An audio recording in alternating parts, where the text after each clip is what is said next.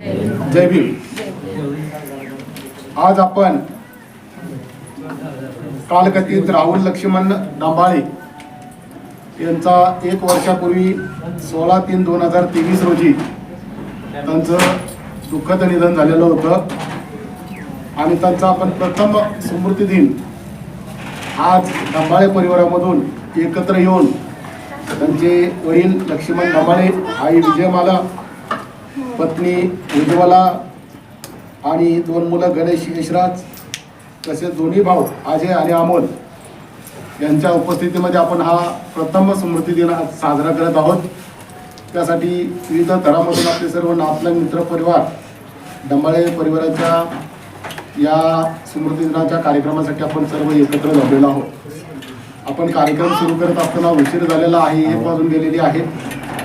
पण आज आपले आदर्श महाकारुणी तथागत भगवान बुद्ध, परमपूजनीय बोधिसत्व डॉक्टर बाबासाहेब आंबेडकर यांच्या प्रतिमेची त्यांच्या पत्नी, त्यांच्या आई यांना विनंती करतो की आपल्या आदर्श महाकारुणी तथागत भगवान बुद्धांच्या प्रतिमेला फुलं अर्पण करायचे आहेत, बाबासाहेबांच्या प्रतिमेला फुलं अर्पण करायचे आहेत आणि त्यांचा स्मृती दिन साजरा करत आहोत.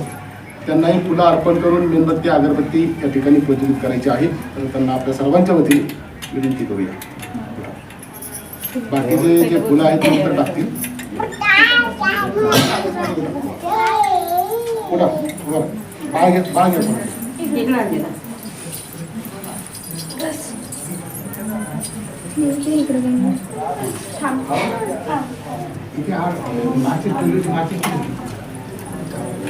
माचीस घालायचं ना खायला तुम्ही.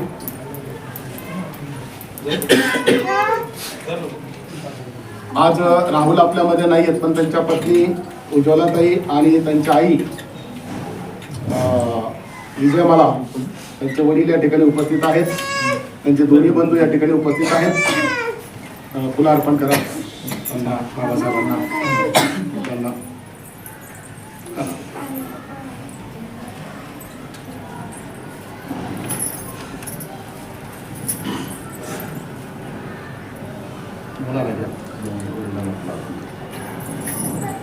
गणेश आणि यशराज पुढे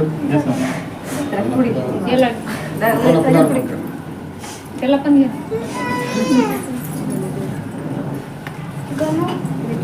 मेणबत्ती पेटवा.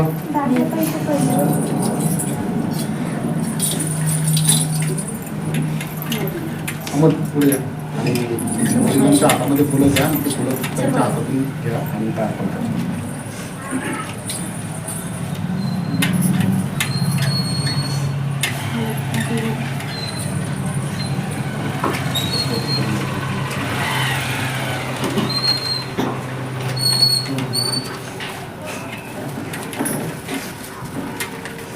मेणबत्ती लाव, मेणबत्ती लाव, मेणबत्ती लाव. अमोल वरच्या मेणबत्ती, वरच्या मेणबत्ती.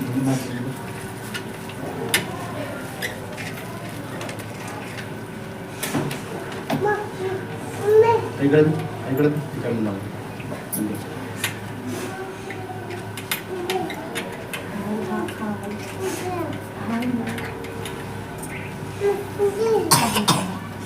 त्या वरच्या अगरबत्त्या काढा आणि मेणबत्तीला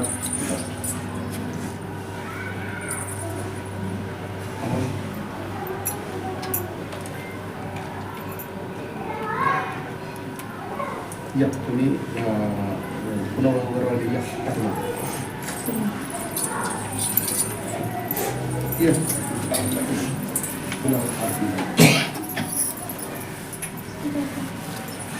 राहुल आपल्यामध्ये जरी नसले तर आपण त्यांचे दोन्ही बंधू अमोल आणि अजय हे दोघं जण या ठिकाणी आपल्या आदर्शाची पूजा करून घेत आहेत.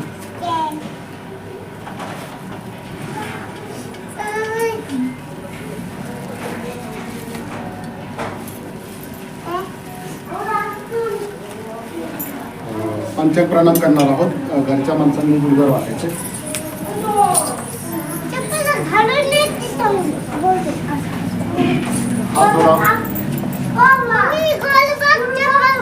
या पाठोपाठ एका आवाजामध्ये आपण सर्वांनी एकत्र म्हणायचं आहे. बुद्धं नमामि धम्मं नमामि संघं नमामि.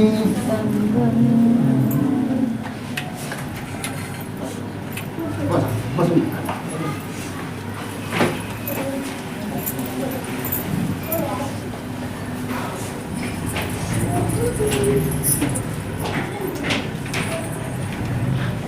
आपण कार्यक्रमाला सुरुवात केलेली आहे.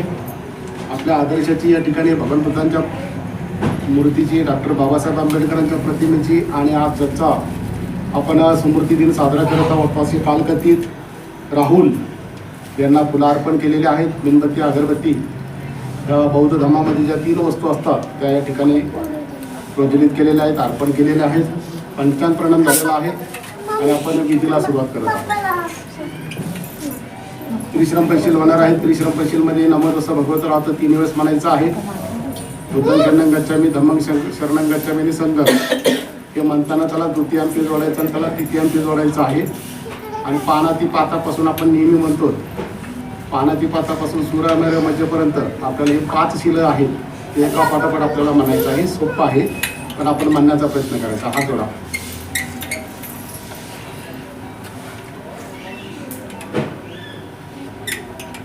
नमो तस्सा भगवतो अरहतो सम्मा सम्बुद्धस्स.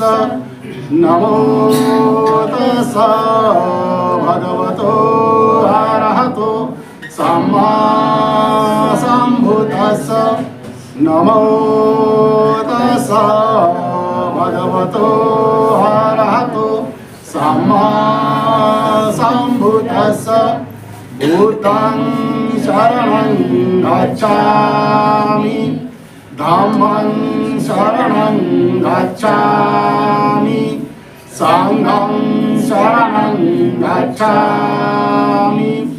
द्वितीयंपि बुद्धं शरणं गच्छामि, द्वितीयंपि धम्मं शरणं गच्छामि, द्वितीयंपि संघं शरणं गच्छामि, तृतीयंपि बुद्धं शरणं गच्छामि, तृतीयंपि धम्मं शरणं गच्छामि, तृतीयंपि संघं शरणं गच्छामि.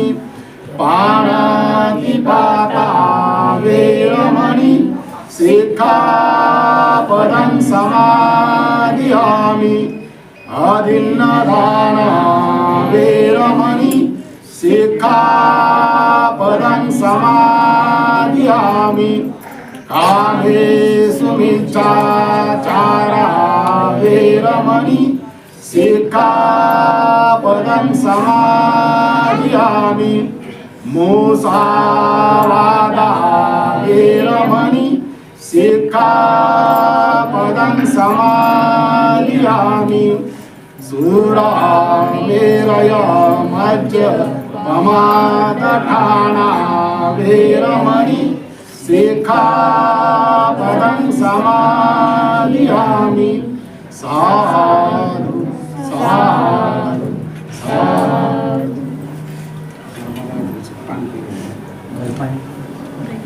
विधेयक पैशील म्हणणारे मी माझ्या पाठोपाठ एका आवाजामध्ये सर्वांनी जोरात म्हणायचं आहे, एकत्र म्हणायचं माझ्या पाठोपाठ. मैत्रीपूर्ण कर्म करून मी माझे शरीर शुद्ध करतो. मुक्त असते दान करून मी माझे शरीर शुद्ध करतो. शांती, संतुष्टी आणि साधेपणाचे पालन करून मी माझे शरीर शुद्ध करतो. नित्य सत्य बोलून मी माझी वाचा शुद्ध करतो. स्मृती सुस्पष्ट आणि प्रदीप्त ठेवून मी माझे मन शुद्ध करतो. बुद्ध पूजा होईल संक्षिप्तरित्या, त्यांना म्हणता येत असेल एका आवाजामध्ये आपण म्हणणार.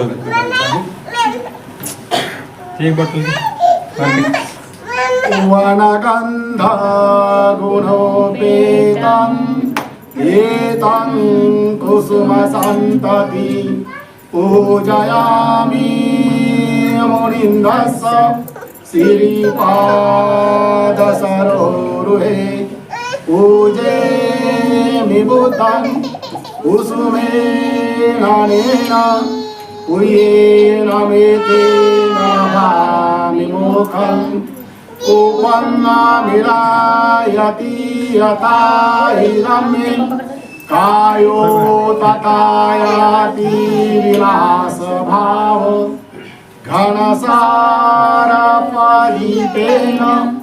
दीपेन तमनंसिना तिलोकदीपं सम्बुद्धं पूजयामि तमोनुदन् सुगन्धिकाय वदनं अनन्तगुणगन्धिना सुगन्धिनां गन्धेन पूजयामि तथागतं भूतं धम्मं च संघं सुगततनुभव धातु गव्ये लङ्कायां जम्बुद्वीपे इदसपुरवरे नागलोके चतुपे सबे बुधसबिम्बे सकवल सदिशे केशलोमादिधातु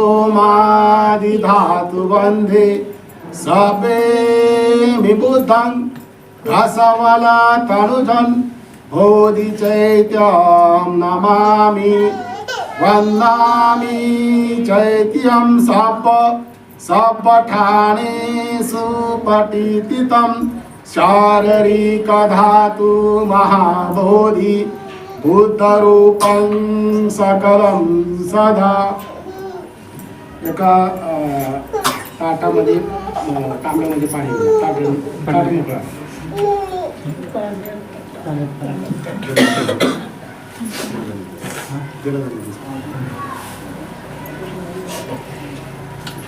ताट मोकळा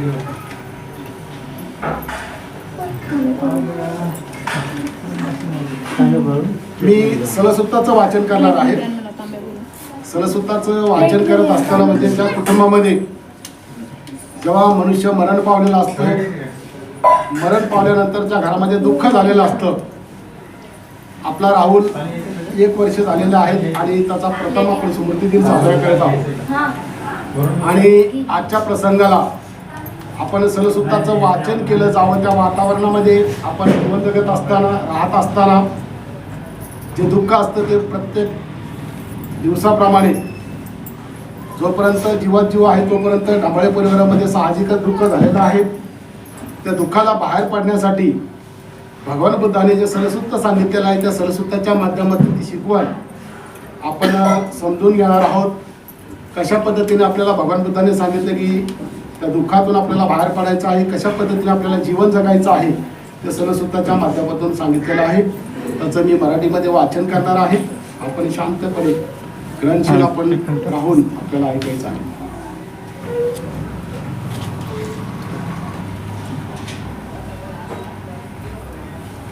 मर्त्यांच्या एहिलोकीचे जीवित बेभरवशाचे आणि अज्ञात तर कष्टमय अल्प व दुःखाने मिश्रित आहे. कारण असा काही उपाय नाही की जेणेकरून जन्मलेले प्राणी मरणार नाहीत.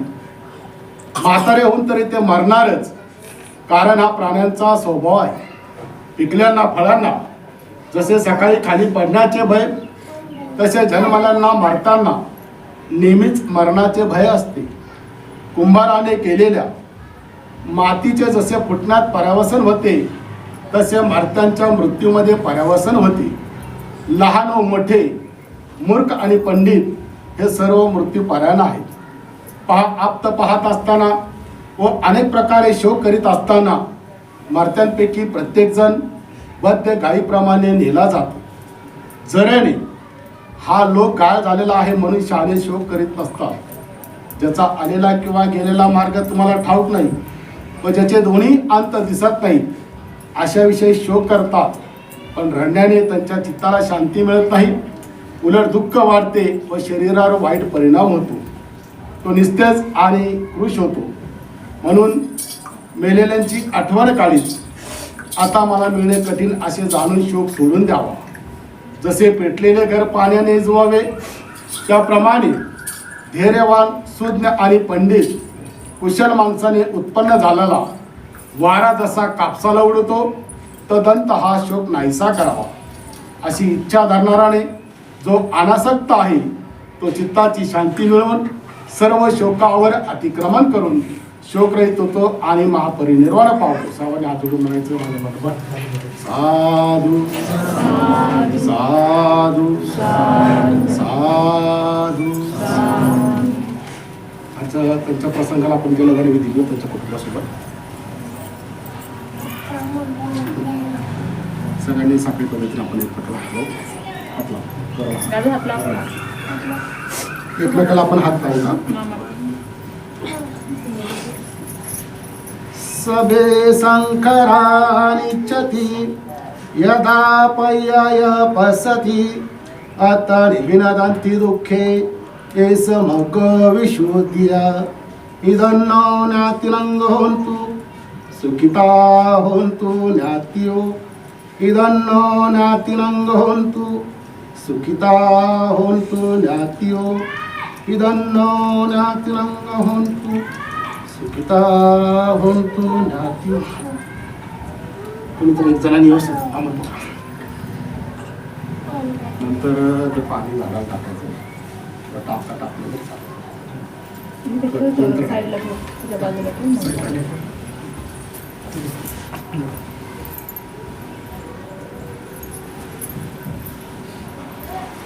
मी ज्या मंत्राचं पठण केलेलं आहे एका पाणी स्पर्श केलेला आपण सर्वांनी ताटामध्ये आणि त्या मंत्राचा अर्थ असा होतो की प्रत्येक गोष्ट जीवनामध्ये अनित्य आहे.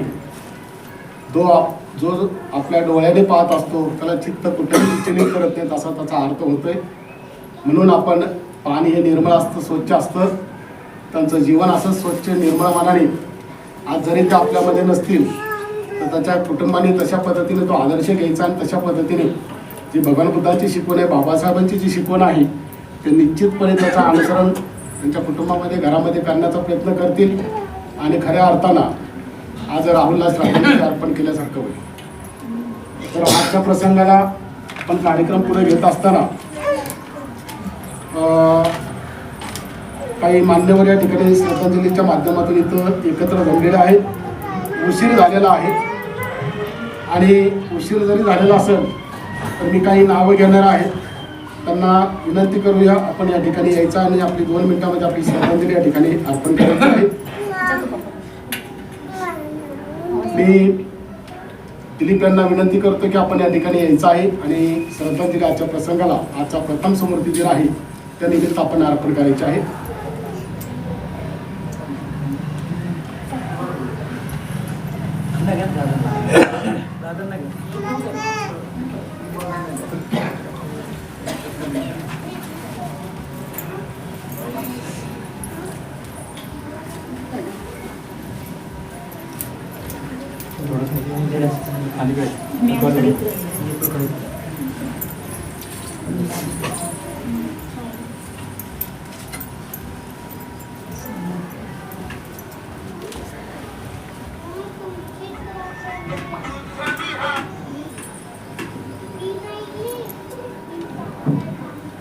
जगद्गुरु महाकाल बोधिसत्व डॉक्टर बाबासाहेब आंबेडकर यांच्या पवित्र प्रतिमेला अभिवादन करून आजच्या या आमचे बंधू राहुल यांचा प्रथम स्मृती दिनाच्या निमित्ताने आज आपण सर्वजण पाहुणे मंडळी या ठिकाणी पुन्हा एकदा 1 वर्षाच्या नंतर राहुलला श्रद्धांजली अर्पण करण्यासाठी या ठिकाणी सर्वजण एकत्र जमलेलो आहोत. खऱ्या अर्थानं आपण भगवान बुद्धाच्या धर्मामध्ये जीवन जगत असताना भगवान बुद्धांचा मार्गच तो असतो की दुःखमुक्तीचा मार्ग आणि दुःखमुक्तीच्या मार्गातून आपल्याला दुःखातून कसं सावरायचं भगवान बुद्धांनी आपल्याला दिलेले जे पंचशील आहेत अष्टांगन मार्ग आहेत या सगळ्या मार्गाच्या माध्यमातून आपण या दुःखमुक्तीचा समोर जात असतो.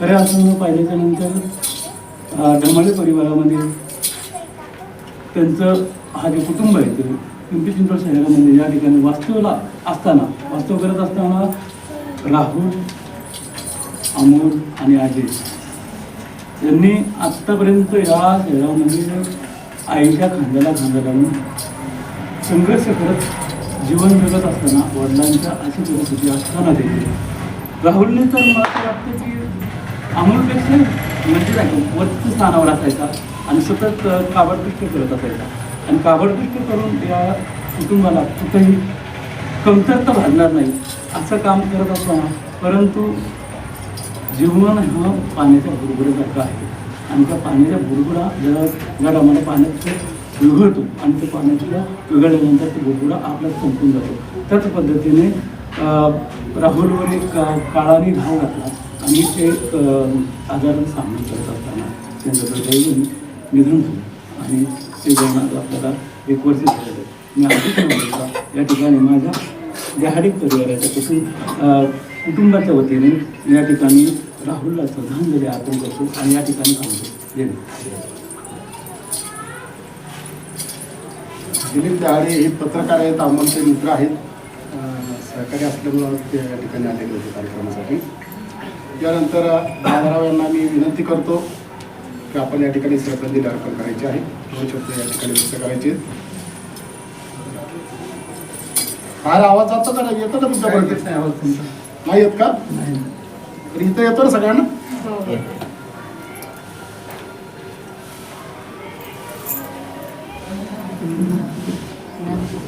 इथले घेऊ.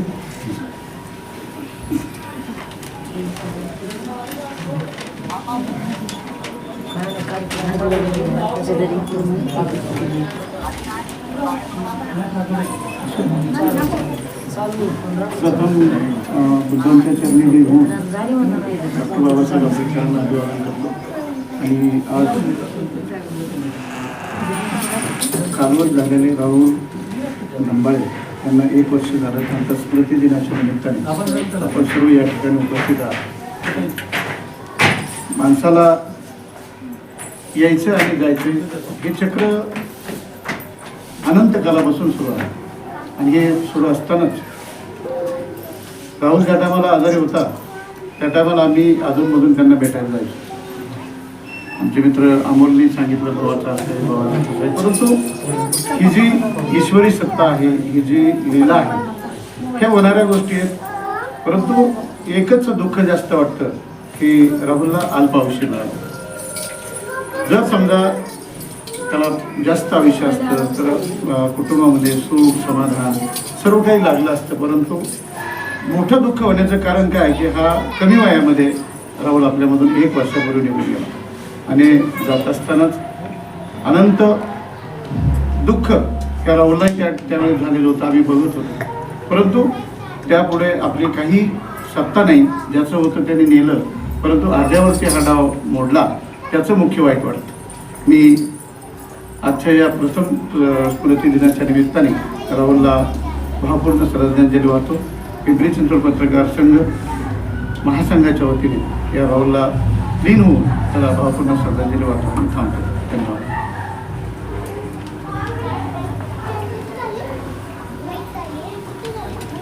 कोणाला श्रद्धांजली व्हायची का काही नातलंग आलेले असतील त्यांना व्हायचं असेल तर त्यांना विनंती की आपण या ठिकाणी यायचं आहे. काही लोकांचे नावं मला माहीत नाहीत. या इकडे कोण व्हायची ना श्रद्धांजली? हां भुजबळ सर आहे तिथं. तुम्ही वाहणार आहेत का श्रद्धांजली वाहणार? बरं भुजबळ सर 1 मिनिट का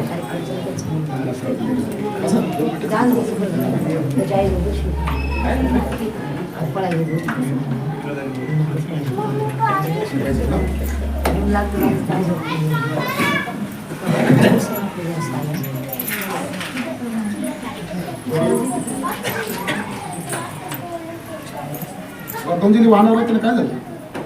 बोलणार होते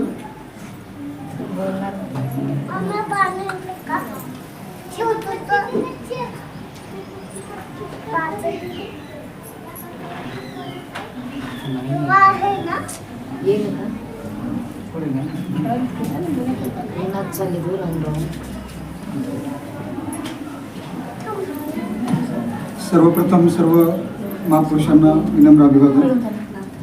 आणि ज्यांचा आज स्मृती दिवस आहे असे राहुलजी डंबाळे त्यांनाही मी माझ्या भुजबळ परिवाराच्या वतीने, जागृती न्यूज परिवाराच्या वतीने त्यांना विनम्र अभिवादन करतो. आत्ताच आमचे मित्र यांनी सांगितलं की माणूस जन्माला आल्याच्या नंतर त्याचा मृत्यू हा अटळ असतो, परंतु ह्या दुःखातून सावरणं पण गरजेचं असतं. बुद्ध तत्वज्ञानामध्ये, बुद्धांमध्ये एक अशी धारणा आहे की लवकर दुःखातून सावरून आपण आपल्या ह्या सगळ्या पारिवारिक सांसारिक गोष्टी आपण केल्या पाहिजे. दुःख या गोष्टीचं आहे की आताच आमच्या मित्रांनी सांगितलं की आयुष्य हे अल्प लाभलेलं आहे आणि त्यामुळे आपण सर्वजण जरा फार दुःखी आहोत. विशेष म्हणजे माणूस जन्माला आल्याच्या नंतर त्याचं कर्तृत्व, त्यांचं कार्य हे फार महत्त्वाचं असतं. अशी किती लोक मरतात, किती जातात, परंतु हे करत असताना मला असं वाटतं की डंबाळे परिवाराने एक हिरा, त्यांचं अमोल जे आहेत ते पत्रकारितेमध्ये खूप चांगलं काम करतात आणि कुणाच्याही मोतीला येतात किंवा स्मृती दिनाला लोक जे येतात ते त्यांनी काहीतरी काम केलं या उद्देशानेच येत असतात. आम्हीही आता इतक्या दुरून आलेलो आहोत. आम्ही वेगवेगळ्या क्षेत्रातले लोक इथं आलेले आहेत आणि राहुलजींच्या या कार्याप्रती आपण या ठिकाणी त्यांना अभिवादन करतोय. मी काही जास्त न बोलता पुन्हा एकदा माझ्या भुजबळ परिवाराच्या वतीने, जागृती न्यूज परिवाराच्या वतीने त्यांना विनम्र अभिवादन करतो. धन्यवाद.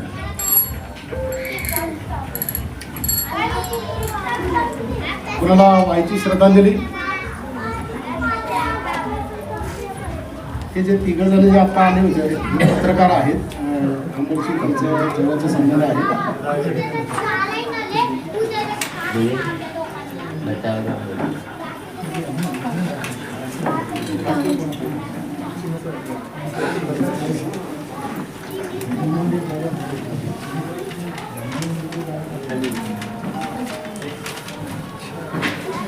माहिती नाही सर, तुम्ही बसा मग, नंतर आपण फुलं अर्पण करू. नंतर सगळ्यांना वेळ देतो. मला वाटलं की थोडंसं बोलायचं असेल तर या, नंतर मग फुलं आपण नंतर अर्पण करणार आहोत. ठीक आहे. बंधूंनो भगिनींनो, आपल्या सर्वांना माहिती की आज राहुल यांना 1 वर्ष झालेले आहे. ते आज आपल्यामध्ये नाही आणि आज आपल्यामध्ये नसल्यामुळं आज आपण त्यांचा प्रथम स्मृती दिन आज त्यांच्या परिवारामध्ये, त्यांच्या पत्नी, त्यांच्या आई, त्यांचे भाऊ आणि वडीलही या आजारी तुम्ही सर्व पाहतात. अशा परिस्थितीमध्ये आज राहुल आपल्यामध्ये नाही आणि 1 वर्ष पूर्ण झाल्यानंतर आजच्या तारखेप्रमाणे त्यांनी आजचा स्मृती दिन हा बौद्ध धर्मानुसार साजरा करत आहोत. बंधूंनो भगिनींनो, की आत्ताच 3 पत्रकारांनी सांगितलेलं आहे आणि मी आता सलसूत्राचं वाचन केलेलं होतं की मनुष्य जसा जीवन धारण करत असतो तसा तो एक ना एक दिवस जातच असतो. म्हणजे भगवंताने सांगितलेले की प्रत्येकाला ही वाट काही चुकणारी नाही, प्रत्येकाला ही वाट आहेच. जीवनामध्ये असा कोणताही माणूस नाही किंवा असा कुठलाही प्राणी नाही की त्याला मरण येणार नाही, असं हे शक्यच होत नाही.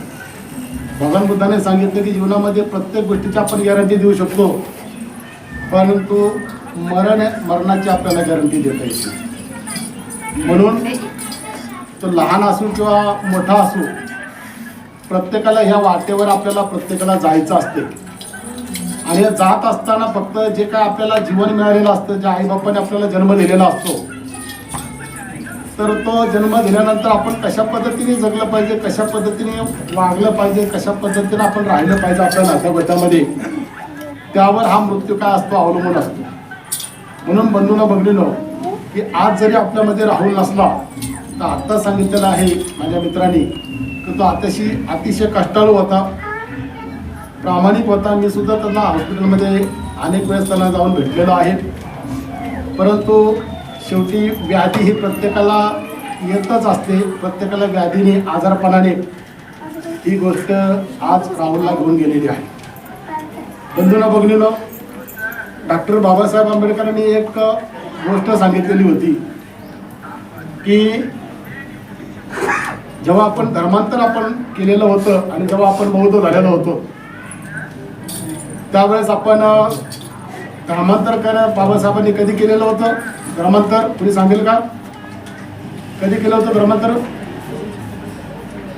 1956 मध्ये आपण नागपूर मुक्कामी आपण धर्मांतर केलेलं होतं 5 लोकांनी बौद्ध धर्म शिकवलेला होता आणि त्या ठिकाणी बाबासाहेबांनी त्रिश्रम बशील प्रत्येकाला दिलेलं होतं आणि त्रिश्रम बशील दिल्याबरोबरच बाबासाहेबांनी 22 प्रतिज्ञा सुद्धा आपल्याला काय केलेल्या होत्या प्रत्येकाला दिलेल्या होत्या आणि त्या वधून घेतलेल्या होत्या प्रत्येकाला आणि त्या 22 प्रतिज्ञांमध्ये बाबासाहेबांनी अत्यंत महत्त्वाच्या ज्या 8 ज्या प्रतिज्ञा आहेत तर बाबासाहेबांनी आपल्याला सोडून देण्यासाठी सांगितलेल्या होत्या की ह्या आपल्या जीवनामध्ये याचा काही वापर होत नाही ह्या नरक जशी यातना आपण भोगत आहोत आजपर्यंत भोगत आलेलो होतो आणि धर्मांतर केल्यानंतर बाबासाहेबांनी सांगितलं की हे आपल्याला सोडून द्यायला सांगितलेलं होतं म्हणून त्या आपण ज्या हिंदू धर्मामध्ये ज्या रीतिरिवाज होत्या त्या रीतिरिवाजाप्रमाणे आपल्याला सोडून द्यायला सांगितलेलं होतं आणि त्याप्रमाणे बाबासाहेबांनी त्या 22 प्रतिज्ञामध्ये ज्या 8 प्रतिज्ञा होत्या त्या आपल्याला सोडून द्यायला सांगितलेलं होतं आणि त्याच्यामध्ये काही प्रतिज्ञा होत्या की त्या काही स्वीकारायच्या आपण कशा पद्धतीने जगायचं त्या प्रतिज्ञा होत्या त्याच्यामध्ये फक्त एकच प्रतिज्ञा मी तुम्हाला सांगत आहे की त्या प्रतिज्ञेमध्ये मी कुठलंही कर्मकांड करणार नाही मी पिंडदान करणार नाही अशी बाबासाहेबांनी प्रतिज्ञा आपल्याला दिलेली होती आता कर्मकांड करणार नाही आणि मी कुठलंही हिंदू धर्मातील कुठलंही कर्मकांड मी करणार नाही असं बाबासाहेबांनी काय केलं होतं त्यावेळी सांगितलं होतं आणि पिंडदान सुद्धा करणार नाही बाबासाहेबांनी स्पष्टपणे आपल्याकडून काय केलं नव्हतं ते म्हणून घेतलं होतं आणि बाबासाहेबांनी 22 प्रतिज्ञामध्ये एक गोष्ट महत्त्वाची सांगितलेली होती ती गोष्ट आज तुम्हाला मी सांगणार आहे माझा आजचा जो कार्यक्रम आहे ज्याच्यावर आपला आधारित आहे तो कार्यक्रम या ठिकाणी मी काय करणार आहे समाप्त करणार आहे बंधूंनो भगिनींनो की मी सांगत नाही बाबासाहेबांनी लिखित अशी गोष्ट त्यांनी लिहून ठेवलेली 22 प्रतिज्ञा या ग्रंथामध्ये त्यांनी सांगितलेलं आहे की एक संन्यासी असतो तो काय करतो की आपल्या 2 शिष्यासोबत आश्रमामध्ये जंगलामध्ये राहत असतो आणि तो राहत असताना काय करतात की संध्याकाळची वेळ झालेली असते आणि संध्याकाळची वेळ झाल्यानंतर एकत्र न्याहारीसाठी बसलेले असतात न्याहारी करत असताना जे संन्यासी असतात गुरु असतात ते काय करतात की आपल्या 2 शिष्यांना सांगतात की आपल्याला लवकर आपल्याला न्याहारी करायची लवकर आपल्याला जेवण करायचं आहे आणि लवकर आपल्याला झोपी जायचं आहे आणि आपल्याला सकाळी 3 वाजता उठून आंघोळ करून आपल्याला एका परगावी आपल्याला पूजेसाठी कार्यक्रमासाठी आपल्याला जायचं आहे मग काय करतात आपल्या गुरुने त्यांना सांगितलेलं असतं आणि गुरुने सांगितल्यानंतर ते काय करतात की पटकन जेवण आटोपतात आणि झोपतात सकाळी 3 वाजता उठतात आंघोळ वगैरे करतात आणि जंगलामधून प्रवासाला निघतात आता जंगलामधून प्रवासाला निघत असताना बाबासाहेबांनी सांगितलेलं आहे की ते अनेक मैल चालत जात असतात आता सकाळी 3 वाजता ते निघालेले असतात दिवस उजडलेला असतो सकाळी 7 वाजतात 8 वाजतात पण ज्या गावाला त्यांना जायचं असतं ते गाव त्यांना हजारो मैल असं लांब असतं म्हणून त्या गावाला त्यांना पोचायला उशीर होत असतो जाता जाता धापा टाकत जे गावाला जाण्याचा प्रयत्न करतात पण ते गाव अनेक कोस असं लांब असल्यामुळं दुपारचे त्या ठिकाणी 12 वाजतात आणि दुपारचे 12 वाजल्यानंतर ते लोकही त्या ठिकाणी वाट बघत बसलेले असतात की अजून कसे आलेले नाहीत उशीर झालेला आहे आणि मग हे 3 जण काय करतात आपले गुरु संन्यासी आणि 2 शिक्षक एकत्र ज्या गावाला ज्या घरी कार्यक्रम असतात त्या ठिकाणी तिथं जातात तिथे गेल्यानंतर त्यांचा आदरातिथ्य करतात ज्या घराचा कार्यक्रम असतो तर लोक काय करतात की त्यांचा आदरातिथ्य करतात आणि कार्यक्रमाला सुरुवात करायची असते आता कार्यक्रमाला सुरुवात करायची असते तर जसं मी या ठिकाणी काय केलेलं आहे सुंदर असं पूजास्थान बनवलेलं आहे इथं आपण पाहिलं की फुलं बुद्धांची मूर्ती बाबासाहेबांची मेणबत्ती अगरबत्तीने आपण काय केलेलं हे सजवलेलं आहे त्यावेळेस तो संन्यासी काय करतो की त्याला मांडणी करायची असते तो काय करतो जे साहित्य सांगितलेलं असतं ते साहित्य ते काय करतो की ते मांडणी करत असतो वेगवेगळे जसे आपण इथं पूजास्थानाची केलेली आहे तो मांडणी करत असताना सगळ्या वस्तू ठेवत असताना त्याला तिथं 2 वस्तू त्याला कमी पडलेल्या असतात पहिली वस्तू कमी पडते म्हणजे ताज्या गाईचा दूध त्यांना तिथं नसते आणि दुसरं की ताज्या गाईचं त्यांना गोमतार पाहिजे असतो तो गोमतार त्यांना त्या ठिकाणी नसतो म्हणून ते काय करतात त्याच्या 2 शिक्षकापैकी एका शिक्षकाला सांगतात की पटकन जा गावामध्ये आणि जिथं गाय असेल त्या गाईचा गोमतार आणि दूध ताबडतोब आपण घेऊन येऊ गुरुने सांगितलेलं असतं म्हणून एक शिक्षक काय करतो, त्याचं कबीर असं नाव असतं. ते कबीर उठतात आणि काय करतात, गावात जात असतात. दुपारची वेळ झालेली असते, दुपारी 12 वाजून गेलेले असतात आणि तुम्हाला माहिती आहे की गावाकडं गाई वगैरे जे आहेत ते शेतामध्ये निघून जातात. गावामध्ये सहजा घरात गाई नसतात. मग दुपार झालेली असते. मग काय करतात की गावामध्ये फेरफटका मारत असताना कधी काय करतात, फिरता फिरता त्यांना एका ठिकाणी गवताच्या पेंड्या दिसतात. त्या हातामध्ये घेतात, आपल्या टाकामध्ये घेतात आणि गाय शोधण्याचा आपल्याला प्रयत्न करतात. गाय शोधता शोधता ते फिरत असताना त्यांना एका चौकामध्ये काय होते की गाय त्यांना दिसते. आता गाय दिसल्यानंतर काय होतं की ते आपल्या हातामधला जो चारा असतो गवताचा, चारा खा आणि गोमतर दे, चारा खा आणि मला दूध दे, अशी याचना तो करत असतो. आता करता करता तिथं बराचसा वेळ झालेला असतो.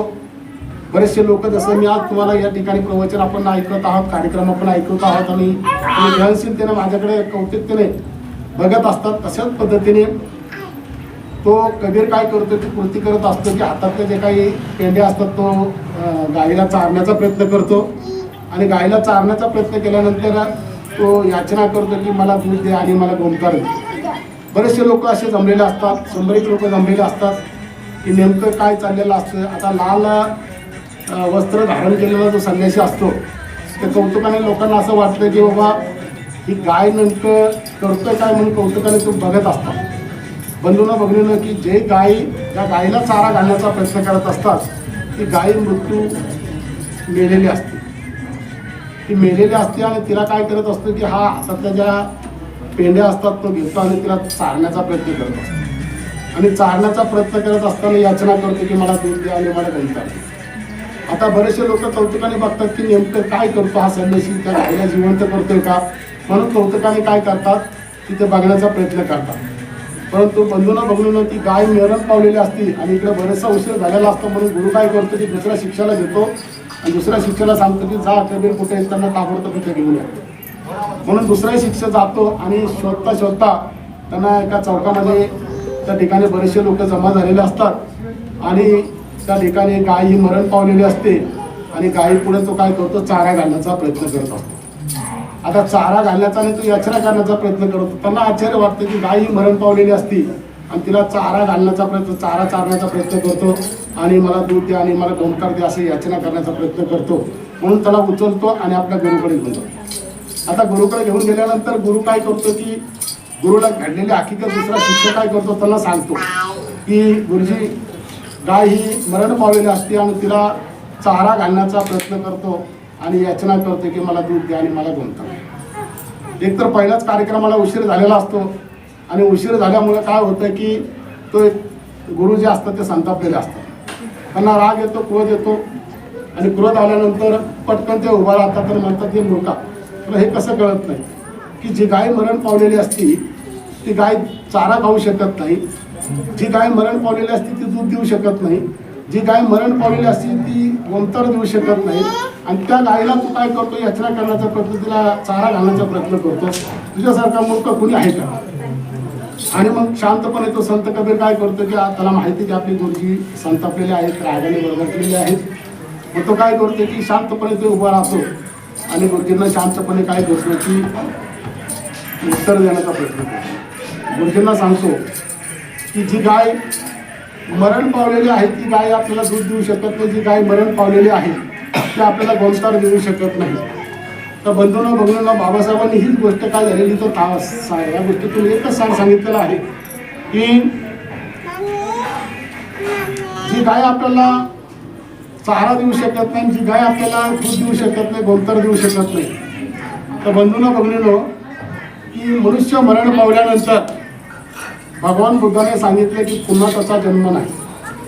काय सांगितलेलं आहे की भगवान बुद्धाने सांगितले की जीवन हे एकदाच मिळतं. ज्या आईबापाने आपल्याला जन्म दिलेला असतो, ज्या आईने आपल्याला 9 महिने 9 दिवस आपल्या पोटामध्ये आपला गर्भ वाळून काय करत असते की ती स्वतःचा काय करत असते की मरण डोळ्यापुढे ठेवत असते आणि आपल्याला जन्म देत असते. म्हणजे भगवंताने काय सांगितलं की जन्म ही एक दुःखातून आणि मरण सुद्धा हे दुःखात देणार आहे. म्हणून बंधूंना पकडून सांगितलेलं बाबासाहेबांनी की ज्या जित्यापणे आपल्याला गोडी पाहिजे, जिवंतपणे आपण ज्या आईवडिलांची आपण सेवा केली पाहिजे, जे आपल्याला जीवन मिळालेलं आहे त्या जीवनाचा आपण कशा पद्धतीने वापर करतो, कशा पद्धतीने जगतो, आजच्या प्रसंगाला खऱ्या अर्थानं जर त्यांचा स्मृती दिन आपण साजरा करत आहोत तर आपण ही गोष्ट काय केली पाहिजे, आपण आत्मपरीक्षण केलं पाहिजे, आपण स्वतःला तपासून पाहिलं पाहिजे की आजच्या या कलियुगामध्ये जीवन जगत असताना वातावरणामध्ये पाहतात आईवडील वयस्कर झालेले असतात, परंतु आईवडिलांना खऱ्या अर्थानं आपण त्यांना सांभाळतो का, त्यांना पाहतो का, त्यांच्या गरजेचं आपण त्यांच्याकडे लक्ष देत असतो का, त्यांना काही कमी काही जास्त काही औषधं त्यांना काही लागत असतात आपण खऱ्या अर्थानं त्यांच्याकडे पाहत असतो का. तर आजच्या प्रसंगाला काय करायचं, आपण स्वतःकडे आत्मपरीक्षण करायचं आहे. कारण आज राहुल आपल्यामध्ये नाही, तो बी आजारपणातून गेलेला आहे. प्रत्येकाला ह्या व्याधी येणार एक ना एक दिवस, आणि एक ना एक दिवस आपल्याला त्याच वाटेला जायचं आहे. पण ज्या आईने आपल्याला जन्म देऊन आज स्वतःचं मरण समोर ठेवून तुम्हाला जन्म दिलेला असतो, तर त्या आईबापाचे आपण उपकार जीवनामध्ये कधी विसरता कामा नये. ज्या आईबापाने आपल्याला जन्म दिलेला आहे त्या आईबापाची सेवा करण्याचा आपण शेवटच्या क्षणापर्यंत, जोपर्यंत आपला श्वास आहे तोपर्यंत आपण काय केलं पाहिजे, प्रयत्न केला पाहिजे. जोपर्यंत आई वडील आहेत तोपर्यंत तुम्ही आहे. हे जग तुम्हाला कुणी दाखवलेलं असतं तर त्या आई वडिलांनी आपल्याला दाखवलेलं असतं. म्हणून आपण काय केलं पाहिजे की जिथं पण आपण सेवा करण्याचा प्रयत्न केला पाहिजे. मेल्यानंतर तुम्ही तिथं नैवेद्य ठेवण्याचा प्रयत्न केला पाहिजे, तिथं तुम्ही गायचं काय दूध ठेवण्याचा प्रयत्न केला, काय तिथं गोमूत्र ठेवण्याचा प्रयत्न केला तर गाय ही पुन्हा येणार आहे का, माणूस परत येणार आहे का आपल्यामध्ये. आता जी गाय मरण पावलेली आहे ती दूध देऊ शकत नाही, मग आपण मेल्यानंतर त्यांना तिथं पिंडदान ठेवलं काय, तिथं अन्न ठेवलं काय, तिथं कुठली वस्तू ठेवली तर आपला माणूस येणार आहे का, पुन्हा नाही येणार. बाबासाहेबांनी आपल्याला ह्या गोष्टीतून हे सांगितलेलं आहे की जसं आपण कर्म कराल तसं तुम्हाला याच जन्मामध्ये तुम्हाला फळ भोगायला लागेल, त्याला दुसरा जन्म नाही. मग हे जन्म जे दिलेला आहे त्या जन्माचा जर आपण योग्य आणि चांगल्या रीतीने जर आपण वापर करण्याचा प्रयत्न केला, ज्या काय आपल्यामध्ये चुका झालेल्या असतील त्या चुकामध्ये आपण काय केली, पाप व्यसना बुद्धापुढे बाबासाहेबांपुढं जर आपण पाप व्यसना केली आणि इथून पुढे मी चांगला जगण्याचा आपण प्रयत्न केला तर जी बुद्धाने शिकवण दिलेली आहे, की बाबासाहेबांनी आपल्याला सांगितलं कृष्ण परिषदेच्या माध्यमातून ती जर आपण आत्मसात करण्याचा प्रयत्न केला तर मला वाटतं खऱ्या अर्थानं आपण एकत्र जमलेलो आहोत आणि त्यांना आज राहुलला श्रद्धांजली अर्पण करत आहोत ते खऱ्या अर्थाने केल्यासारखं होईल. आज डंबाळे परिवाराकडे आपण पाहतो की त्या डंबाळे परिवारामध्ये आज त्यांचे वडील आजारी आहेत, त्यांचा भाऊ राहुल सुद्धा हे कोरोनाच्या काळामध्ये ते आपल्यामधून निघून गेलेले आहेत. आज त्यांना 2 मुलं आहेत, पत्नी आहेत आणि दोन्ही भाऊ काय करतात, त्यांच्या आई हे जीवापार काय करतात की सांभाळ करण्याचा जे आहे नाही ते बघण्याचा प्रयत्न करतात. आणि अशा पद्धतीने राहुलची जितकी त्यांना सेवा करता आली तितकी शेवटच्या क्षणापर्यंत त्यांनी काय केलेली आहे, डंबळे परिवाराने त्यांची सेवा करण्याचा प्रयत्न केलेला आहे. म्हणजे हे जे पुण्यकर्म जे आहे तर आपल्या जीवनामध्ये आपण काय केलं पाहिजे ते मिळवण्याचा प्रयत्न केला पाहिजे. चांगले कर्म आपण निर्माण करण्याचा प्रयत्न केला पाहिजे आणि चांगल्या पद्धतीने आपण कर्म केले निश्चितपणे एक ना एक दिवस मेले जर आपण जरी मरण आलं तर जसं अगरबत्तीचा सुगंध आपल्याला काय करतो, प्रसन्न करत असतो, तसं माणसाचं जीवन असलं पाहिजे, तसं माणूस त्याचा सिरवान असला पाहिजे. मेल्यानंतर जरी खांदा द्यायला जरी 4 माणसं आले तर ते आपलं नाव काढलं पाहिजे. अशा पद्धतीने आपलं चरित्र असलं पाहिजे, आपण तशा पद्धतीने जीवन जगण्याचा प्रयत्न केला पाहिजे. नाहीतर आजच्या काळामध्ये पाहतात की घरामध्ये वाद आहेत, घराघरामध्ये एकमेकांचं पटत नाही आणि मग काहीतरी अशी कृती मोठी होती त्याच्यामधून काही ना काय असं घडत असते. म्हणून आपण जर शिरवानं बनण्याचा प्रयत्न केला, भगवान बुद्धांची शिकवण, बाबासाहेबांची शिकवण जर आत्मसात करण्याचा प्रयत्न केला आणि जिवंतपणे एकमेकाला आपण काय केलं, मदत करण्याचा प्रयत्न केला आणि जे काही आपण आजपर्यंत जे काही वाईट कर्म केलेले आहेत ते तिथंच आपण सोडून देऊन इथून पुढे चांगलं जगण्याचा प्रयत्न केला तर मला वाटतं की खऱ्या अर्थानं आज राहुलला श्रद्धांजली अर्पण केल्यासारखं होईल.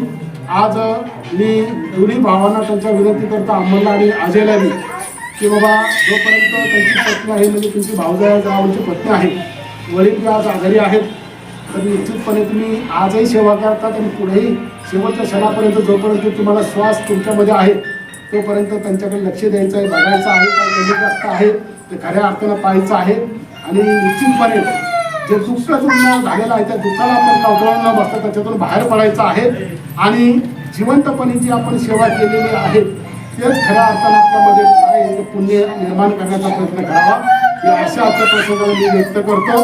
आणि राहुलला माझ्या परिवाराच्या वतीने, पत्रकार संघाच्या वतीने आणि त्रिरत्न बौद्ध महासंघाच्या वतीने या ठिकाणी त्यांना भावपूर्ण आदरांजली आणि श्रद्धांजली व्यक्त करतो. आणि या ठिकाणी मी जे काही सांगितलेलं आहे ते कर्म आपण कशा पद्धतीने करायचं आहे, कर्म कशा पद्धतीने आपण जीवन जगायचं आहे आणि कर्मावर तुमचा मृत्यू अवलंबून असते. आणि कर्म जर चांगलं जगलं तर चांगलं आपल्याला फळ मिळेल, वाईट जगलं तर वाईटच या जन्मामध्ये तुम्हाला फळ मिळणार आहे, त्याला दुसरा जन्म नाही. म्हणून आपल्याला समजून घ्यायचं आहे की आपल्याला कसं राहायचं, कसं जगायचं आहे. आणि निश्चितपणे आज राहुलला सुद्धा त्यांच्या आईने भावांनी खरंच शेवटपर्यंत त्यांनी सेवा केलेली आहे. अशी सेवा शेवटपर्यंत त्यांच्या कुटुंबाकडे करत राहावं, बघत राहावं ही आशा या ठिकाणी व्यक्त करतो. आणि या ठिकाणी मी थांबतो. जय हिंद. आपण शेवटची श्रद्धांजली अर्पण करण्यासाठी इथं उभा राहणार आहोत. शेवटची श्रद्धांजली आणि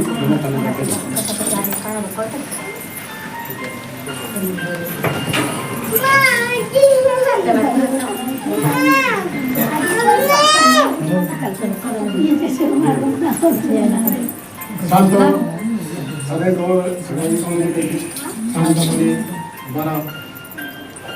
श्रद्धांजली अर्पण करताना भाऊंचा चेहरा आपल्या डोळ्यापुढे ठेवा. बघा आपण फोटो जसा पाहतो तशी प्रतिमा त्यांची पहा.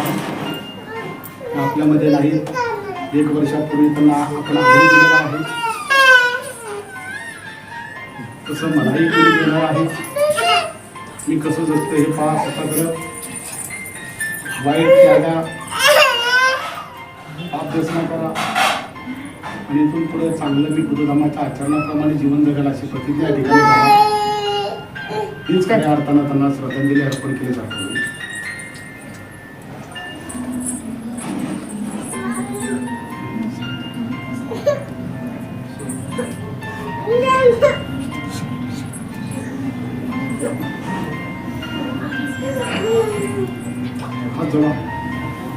सप पाप सकरणं कुशल सौपसंपदा सचित परियोदपनं इतं भूतान शासन धम्मं चरे सुचरितं नतं दुचरितं चरे धम्मचारी सुगम सेति अस्मि लोके परमिच नतावता धम्मधरो यावता भोवासति यो जपन्ति सुत्वानं धम्मं कायेन पश्वति सभी धम्मधरो होति यो धम्मग्रापमज्वति नाति मे शरणं नायं बुद्धो मे शरणं वरं एतेन सज्जवचन भवतु मे जय मङ्गलम् नाति मे शरणं वायं